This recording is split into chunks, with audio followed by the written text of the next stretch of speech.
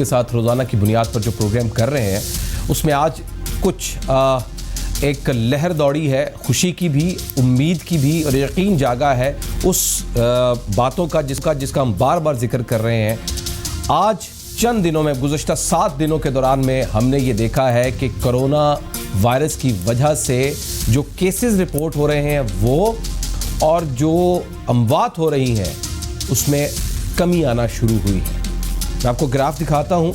गो कि ये अभी भी सेटिस्फैक्ट्री नहीं है, ये अभी भी तशवीशनाक सूरत हाल है।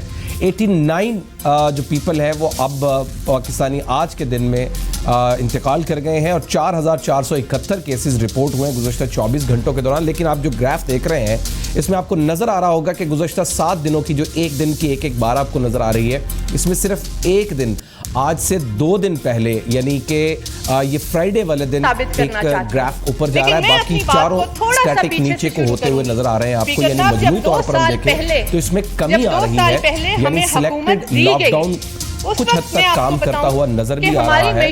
वो कि अभी इसको 14 दिन लगेंगे, 14 दिन के बाद जो रिजल्ट आएंगे तो उससे इंक्यूबेशन पीरियड की एक रिजल्ट मिलेगा तो पता चलेगा। लेकिन अभी भी तशवीशनाक सूरत हाल है। ये एक डेवलपमेंट थी जो आपको बताना था। मैं आपको आदादो शुमार कुछ शेयर करता हूं, लेकिन इसके साथ साथ आपको कुछ और चीज़ें बात बता दूं कि कौम और इस मुल्क ने और सल्तनत ने एहतियात की है, एहतियात करती रहें तो फिर बात बनती रहेगी और बात बन रही है। दूसरी तरफ हम ये देख रहे हैं कि ग्रैंड हेल्थ अलायंस का कुछ बातें भी मानी गई हैं, शायद सिंध के अंदर अपडेट हुई है। अभी भी डॉक्टर्स की बहुत सारी रिजर्वेशंस हैं, वो भी जानेंगे।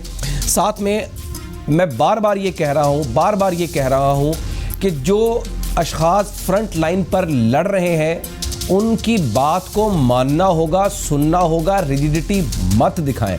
आज भी वफाकी वज़ीर असद उमर की ज़ेर सदारत national command and operation centre में इजलास हुआ और ताज़ा तरीन सूरत हाल दी गई। ऑक्सीजन की ज़रूरत का तखमीना लगाया गया। डॉक्टर्स बार बार कहते रहे कि ऑक्सीजन की कमी हो सकती है। रिसोर्स मैनेजमेंट का जायज़ा लिया गया। बार बार डॉक्टर्स कहते रहे कि रिसोर्स मैनेजमेंट। रोज़ाना की बुनियाद पर मैंने कल तस्वीरें देखी जो मेरे पास मौसूल हुई। तकरीबन 64 के करीब हेल्थ वर्कर्स जो हैं वो कोरोना वायरस से लड़ते हुए आपके लिए और मेरे लिए वो इस दुनिया से रुखसत हो गए हैं। गो के ये रेशो है, ये हो सकती थी कोरोना से लड़ते हुए, लेकिन शायद हम और ज़्यादा कर लेते तो और एहतियात कर लेते तो शायद और भी बहुत कुछ बेहतर हो सकता था। अब भी सूरत हाल बहुत तशवीशनाक बनती हुई नज़र आ रही है। डॉक्टर्स की अभी भी बहुत ज़्यादा रिजर्वेशंस हैं, वो बार बार डिमांड कर रहे हैं, बार बार कुछ डिमांड्स कर रहे हैं जो उनकी ज़रूरत भी है और माननी भी चाहिए, ज़रूरी भी है। लेकिन दूसरी तरफ एक और बड़ा मामला आ गया है, वो ये कि जो लॉकडाउन की सूरत हाल है, सेलेक्टेड लॉकडाउन तो अपनी जगह पर, वहाँ पर अच्छी खासी उसके ऊपर पाबंदी की जा रही है, लेकिन वहाँ पर पुलिस वालों की चांदी हो गई है।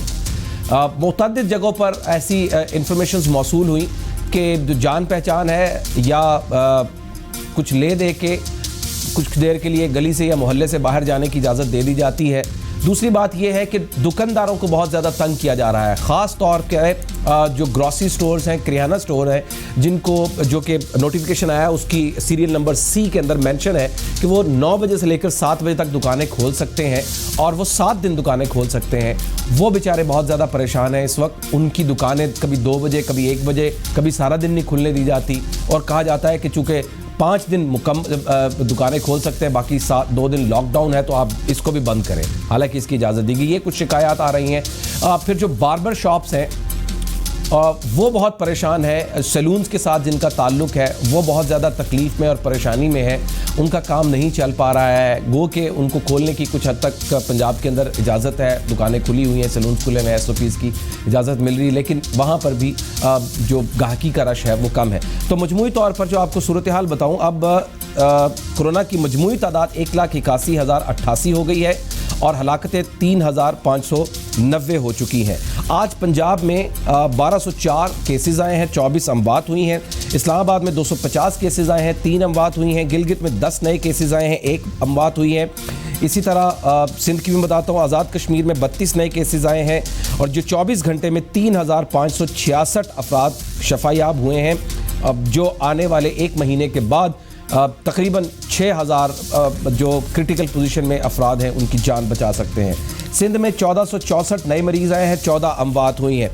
तो आइए ज़रा इस सूरत हाल के बाद बात करते हैं। हमारे साथ मौजूद है patron in chief doctor Atif Majid Chaudhry साहब, उनसे बात। डॉक्टर साहब बहुत बहुत शुक्रिया, रिकवर हो चुके आप, खुद कोरोना के मरीज़ हुए, फाइट करते हुए, लोगों की जान बचाते हुए। अब बताएं सूरत हाल क्या है, क्या ये वाकई दुरुस्त है कि कमी का रुझान आ रहा है? क्योंकि जो ग्राफ हमें नज़र आ रहा है उसमें तो वाकई टिल्ट डाउन हो रहा है। इसके कोई फैक्टर्स बता सकते हैं, और अभी अस्पतालों की क्या सूरत हाल है? मुर्तज़ा भाई, आपका बहुत शुक्रिया कि आपने बुलाया मुझे।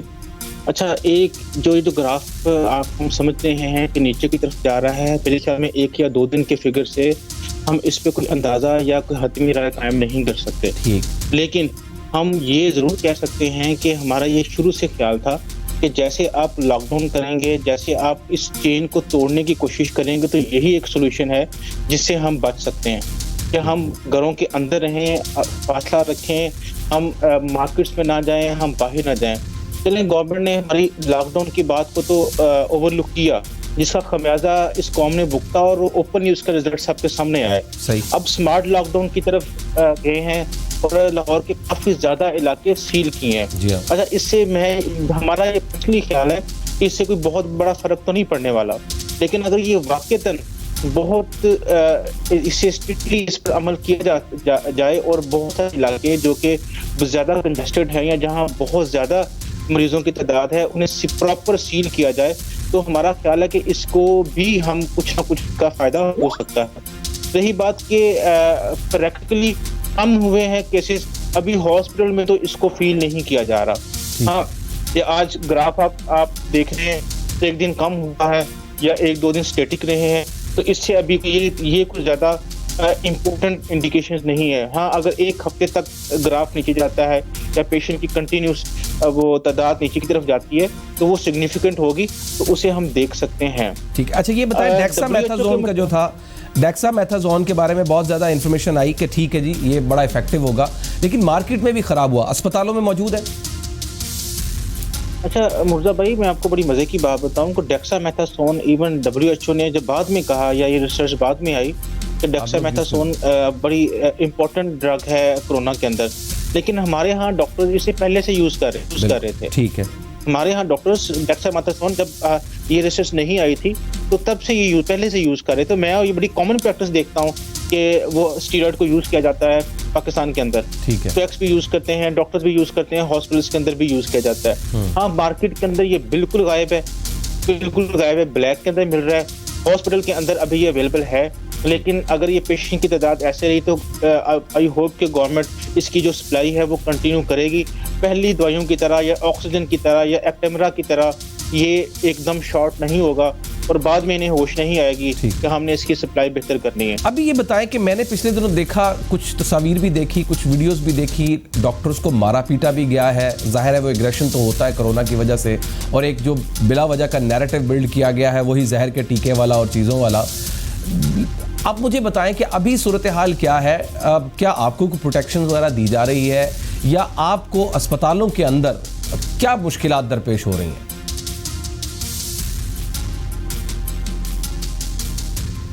आतिफ साहब। मुर्जा भाई, प्रोटेक्शन तो कोई चक्कर नहीं है, और उनकी बड़ी पॉजिटिव रिस्पॉन्स था कि मैं within 1 and 2 week security bill को अप्रूव करवा लूंगी। सिक्योरिटी बिल का वादा किया उन्होंने, NPA का वादा किया जो कि डॉक्टर्स का नाजायज काटा जा रहा है, KP का वादा किया जो जिसका 1 साल से बजट गवर्नमेंट के उसके अंदर अकाउंट के अंदर पड़ा हुआ है, वो 1 साल से पेंडिंग है, साथ मजीद ह्यूमन रिसोर्स देने का वादा किया। हम उम्मीद करते हैं कि गवर्नमेंट ने ये जो वादे किए हैं ये पूरे करेंगे। रही बात प्रोटेक्शन, मुर्जा भाई, हमें मरीजों को इस चीज़ को डिस्करेज करना चाहिए कि अगर खुदा न खास्ता उनका कोई घर वाली की डेथ होती है या प्यारे की डेथ होती है, तो उनको इस चीज़ से डिस्करेज करना चाहिए, मीडिया के थ्रू भी और हर बंदे के थ्रू भी, कि वो ये कोई लॉजिक है या इसके थ्रू वो डॉक्टर पर तशद्दुद कर सकते हैं या हॉस्पिटल के अमला को नुकसान पहुंचा सकते हैं।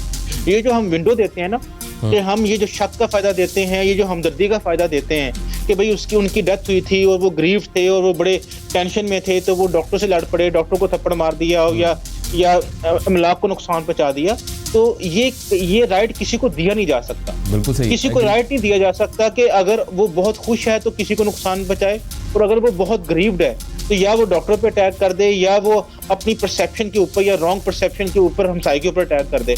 तो ये एक मुल्क है, ये एक सिविलाइज सोसाइटी है, यहाँ को रूल्स एंड रेगुलेशन है, यहाँ हर इंसान मुआशरे के अंदर बहुत ज्यादा दुख से भी गुजरता है, खुशी से भी गुजरता है, तो उसे वो बियर करना है और प्रैक्टिकली अप्रोच अपनानी है। रही बात डॉक्टर के खिलाफ जो नेगेटिव प्रोपेगेंडा किया, तो इसकी तो मैं सोल रिस्पॉन्सिबिलिटी गवर्नमेंट को समझता हूँ।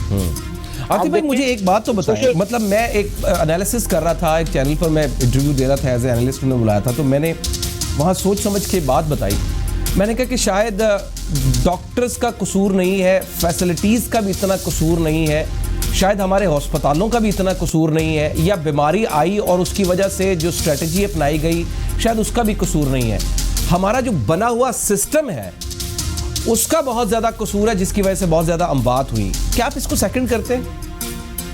नहीं मुर्जा भाई, थोड़ा सा इसको ब्रॉडर विजन में देखते हैं। जी देखिए, 362 अरब रुपए का बजट है हेल्थ का। जी हाँ, ठीक है। इसके बावजूद 12 करोड़ आवाम है पंजाब की, 22 करोड़ आवाम है पाकिस्तान की। जी ये जो होता है ना, इलेक्शंस होते हैं, उसका एक बहुत बड़ा नारा होता है फ्री अद्वियात। ऐसा है कि नहीं है? बिल्कुल है, बिल्कुल। इसके ऊपर गवर्नमेंट अपने इमेज क्रिएट करती है, वोट लेती है। इमरान खान ने हेल्थ और एजुकेशन के ऊपर वोट ली है, लोगों को उम्मीदें दिलाई हैं। अब आप इस चीज को समझें कि जब एक 22 करोड़ अवाम 5 साल के अंदर उसका किसी न किसी तरीके से हॉस्पिटल से कॉन्टेक्ट हो जाता है, जब वो समझते हैं कि उन्हें दवाई नहीं मिल रही, जब उन्हें समझते हैं कि उन्हें बेड नहीं मिल रहा, जब वो समझते हैं कि हॉस्पिटल के वो हालात नहीं है जो कि हमसे वादा किया गया था, या सियासतदानों ने जिस पे वोट लिए गए थे, तो वो सियासतदानों के गला पकड़ेंगे। ऐसा ही है, बिल्कुल सही। तो सियासतदान इस चीज को समझे कि डॉक्टर्स को और हेल्थ प्रोफेशनल्स को जानबूझ के विलन बनाया गया है सियासतदानों की तरफ से। इस सारे शोबे को पॉलिटिसाइज किया गया। क्यों? अवाम का गिरेबान, अवाम के हाथ या तो डॉक्टर से गिरेबान में होंगे या सियासतदानों के गिरेबान पे होंगे।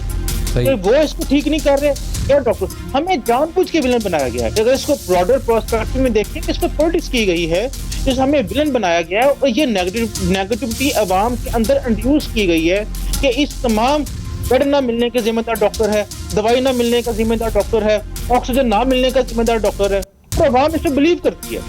और आप देखिए कि ऐसा, हालांकि ऐसा नहीं है, हमारे हाथ में कुछ भी नहीं, हमारे हाथ में सारे मरीज चेक करके उसको पर्ची पे लिख देना, इसके अलावा कुछ भी नहीं है।